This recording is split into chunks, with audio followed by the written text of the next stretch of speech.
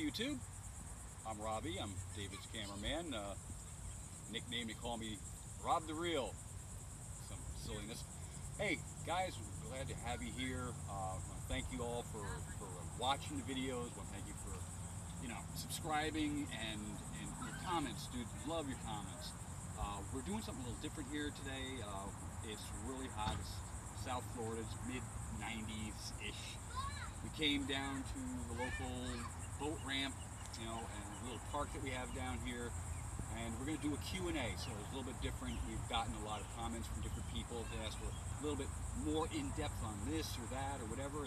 So we're here to kind of do that for you guys here today. I hope you enjoy it. Let us know what you think. We've had a kind of a downtime. My wife and I, we went up to New York, visited family and friends, had a great time, and so we kind of put things on hold. And I want to bring this up for, it's a pet peeve of mine.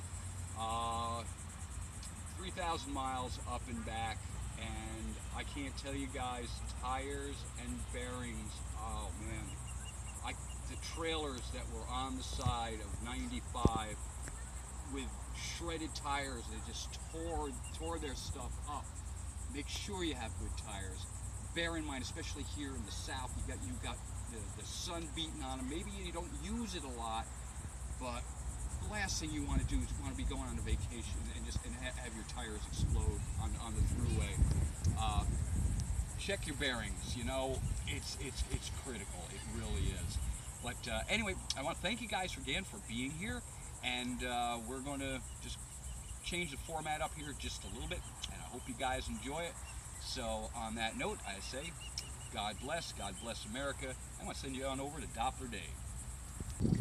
Hey, Doppler Dave here. We're going to do a Q&A for you guys this week. I've gotten a lot of comments via email, via the YouTube channel, asking questions, and I think a lot of the questions are probably very universal for more than one person. I try to answer everybody's YouTube question and email questions. So Robbie's going to ask me a bunch of the questions that we've gotten asked, because I think they were all really good for one person, but I think it'll be beneficial for a lot of people, so we're going to do a little Q&A. So what's our first question, Robbie? All right, so a subscriber asks, what is your opinion on trailer colors? My opinion on trailer colors, which once again is only my opinion, is don't do white. White trailers, we're in South Florida, everybody has landscaping. White trailers look like a landscape trailer. Diamond Cargo will, I think you have like 6 colors you can choose from. Pick anything but white. White trailers look like you're a landscaper, I'm here to mow your lawn. And personalize it a little bit. Do a color scheme. If you look at our videos, we did red, did do some graphics, make it look like something other than a cargo trailer. Obviously, we're all trying to do a camper on the cheap, customize it, be a little bit creative, think about some colors, whatever. But that's, like I said, that's my thought. Just don't do white.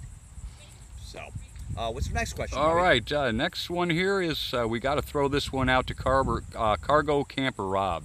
Oh, Cargo Camper Rob. I'm a subscriber to his channel. He subscribes to my channel. Kudos to you, Rob. I hope you don't mind me giving the kudos, but I like Robs. Yep, Robs are good.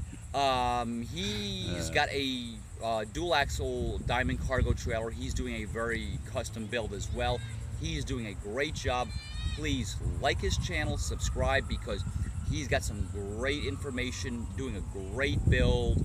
I've been watching him since he went to Georgia to pick it up, and he came from California to get his trailer. So anyway, you're doing a great job, and please subscribe to his channel, because he's doing a great job with it and a lot of great ideas. Bigger trailer, which might work for you if, he's got a towing capacity a lot higher than what I have, but he's doing a great job, so kudos to you. All right, let's see. The next one here is trailer brakes. Let's try that one. Trailer brakes. I got emailed the other day before the gentleman even ordered his trailer. He's ordering a 7x12 Diamond Cargo trailer, and he wanted to know, should he order trailer brakes? You are not required to have electric brakes on a single axle trailer. Is it good? Yes. If you have the ability to spend the extra money on doing brakes, it's definitely worth it, because the thing you have to remember is now you have to add the extra cost to your trailer, and there's a lot of extra wiring and expense on your vehicle. On your vehicle, you need to have a lot of extra wiring done and a brake controller. On the trailer, you need to have the electric brakes installed, etc. Most of your vehicles these days, you can handle towing a single axle trailer 3,000 pounds, 3,500 pounds, where you don't need them. Your braking distance is going to be a little bit longer. You have to give it more time, where if you had electric brakes, it'll stop closer to the same. But in my opinion, you're probably looking at an extra $700 to $800 of extra expense to get your trailer ready for brakes and your vehicle done. I would definitely recommend them if it's in your budget. Okay, next one, seeing how you're playing with that piece of wire there. 12-volt wiring, what you do? Yeah, next question again from an email subscriber was about doing the 12-volt wiring. What kind of wire did I use? I've done a lot of electrical stuff. 12-volt is minor for me, but when you're doing a camper build, you need to try to make it easy and functional as well. You can buy spools of wire and run them. What I ended up doing was, this is speaker wire. Because I'm running LED lights, you need to make sure that your whole rig has got negative and positive. This is just a little piece, try to get it in the sun. You need to make sure you know which one is negative, which one's positive. Because with the LED lights, LED means light emitting diode. A diode only lets power go one way. So you need to really make sure that your positive is positive, negative is negative. With the old style bulbs, it didn't matter. As long as you had negative, positive, they worked. But with LED, you need to make sure. So this was the most cost-effective way I found, was to do it this way. You've got both wires you need. You've got your positive, you've got your negative, which is black. Run it easy. That's the easiest way to go. Got it off of eBay. I want to say about a 100-foot spool of it for like 10 bucks, and it's 14 gauge. This is more than enough, and it's cheap, it's cost effective, so that's what we used. All right, let's see here. This has been a real popular question. Nails versus screws. Nails versus screws. That was the bane of our beginning with this trailer. When we ordered our trailer from Diamond Cargo, when we ordered the options we wanted, we thought it was going to be very easy to take the walls off. With Diamond Cargo, they use what looks like a Phillips head screw, but it's a nail. Never ever seen anything like it. Once we started getting into removing the walls, I called Diamond Cargo, said, what's the deal with this? It's like, well, if we knew that you wanted to remove the walls, we could have done self-tapping screws. Self-tapping screws, you can remove it. If you order a trailer from Diamond Cargo at least, or any other manufacturer, tell them you want self-tapping screws, because we basically had to rip out the whole interior, and by the time we did that, we lost all the paneling and had to re-panel the whole interior. So there is a difference, so make sure you request the self-tapping screws. All right, subscriber asked about trailer height and ground clearances. Trailer height and ground clearance. We ordered our trailer with 6 inches of extra roof height. I want to say that the trailer came factory like 63 inches of roof height. We added extra 6 inches, so we have 69 inches of roof height because of what we want to do with it. I would recommend it, and for what it's worth, Diamond Cargo actually factory has one of the highest roof heights to start with by like 3 inches. For me, I wanted a little bit extra height, make it more user friendly. ground clearance and trailer height. One of the questions I had from one of the gentlemen was he ordered his trailer 6 inches higher off the ground. Basically all they do is they mount the axle underneath the spring instead of over the spring, which is what I have. Basically it's what they call underslung, overslung. Not to get too technical, but he had extra 6 inches of ground clearance. If you want to go off-road, yes, it's good, but now you increase your center of gravity, he more wants to tip over.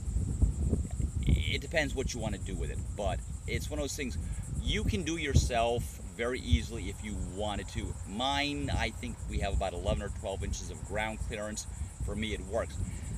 The only drawback is I cannot do any holding tanks, any gray tanks, black water tanks underneath the body because there's not enough room.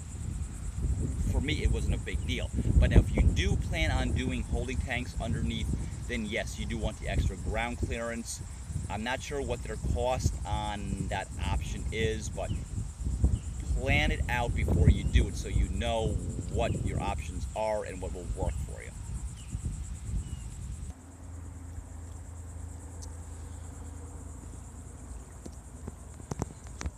Alright, so we're trying to avoid the wind noise. It started getting a little bit windy at our last location. Still the same park.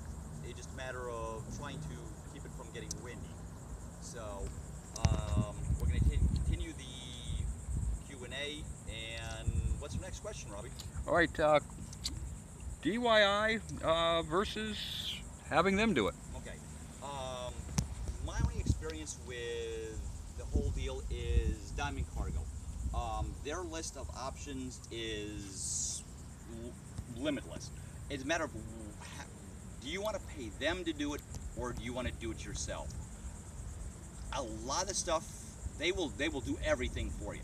A lot of it is just not cost effective in my opinion if you're halfway handy. One of the things that I saw them do is 30 amp service. 30 amp service is going to cost you close to $400. Robbie and I did 30 amp service on his van. On our trailer, the breaker panel and the breakers were 30 bucks. The cord was maybe another 50 bucks. For $75, you can do it yourself. They want $400, and they're putting stuff where you tell them, but you can do it yourself if you understand basic electric. The other thing that also is windows. I want to say they do a 15-inch by 30-inch window for like $250. I bought all my windows for $250 if you want to take on the project and spend the time and the work. You can also have them insulate the whole interior. You can have them do a lot of things. Look at their options and do some research. See what it's going to cost you to buy the materials and your time. I had them do an extra roof vent for $35. It was a great deal. And a lot of things, they are a good deal.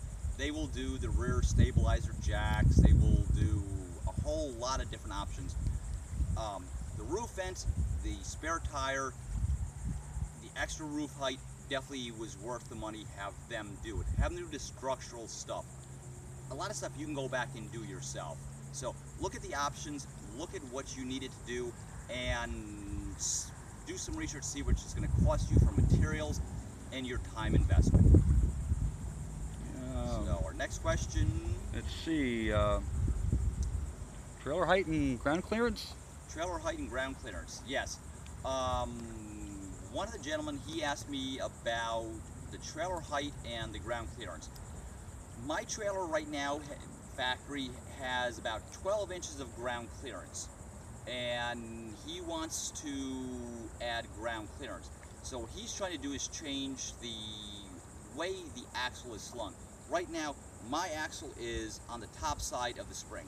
His is going to be underneath, so it'll give him about 6 inches of extra height. Roof height is another option. I did the extra roof height, but just bear in mind, if you raise your trailer 6-8 inches and you add extra height, it's potentially more top heavy. One other thing is air conditioning. Yeah. there's an option for having a RV style air conditioner. I kind of made a mistake where when I did it, I said, nah, I'm not going to pay for them to do it. There's an option with Diamond Cargo where you can actually have the trailer framed extra rigid where you can put a roof mount AC.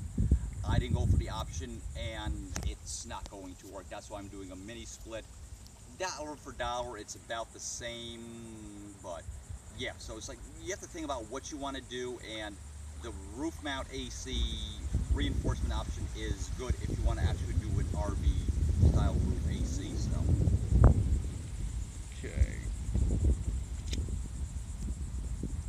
I think the rest of what we got here is we're gonna have to go back to the shop because we really need to have the rear stabilizer, the trailer and all that stuff in there just for a little bit more of a visual. Sounds good. So you know. Anyway, for subscribers, this is the North Fork of the St. Lucie River. We're here in Port St. Lucie, Florida. It's basically brackish water. It's one of our local parks. They've got a boat ramp.